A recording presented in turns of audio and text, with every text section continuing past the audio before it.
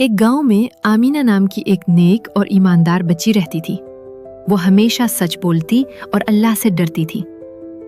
एक दिन उसे रास्ते में एक पर्स मिला। उसकी सहेलियों ने कहा, आमीना, ये पर्स अपने पास रख लो, किसी को पता नहीं चलेगा। लेकिन आमीना परेशान हो गई। उसने दिल में सोचा, अल्लाह सब कुछ देखता है, मुझे ईमानदारी करनी चाहिए। वो पर्स के मालिक को ढूंढने निकली।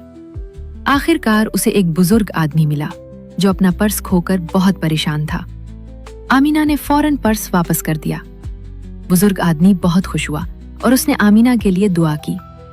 रात को आमीना अपने कमरे में कुरान पढ़ रही थी। अचानक एक रोशन नेक परी जाहिर हुई। परी ने मुस्कुराकर कहा, आमीना, तुम बहुत ईमानदार और नेक दिल बच्ची हो, अल्लाह तुमसे खुश है।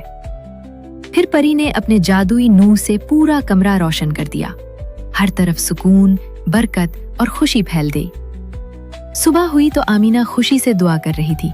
उसे समझ आ गया कि सच्चाई और नेकी हमेशा खुशियां लाती हैं।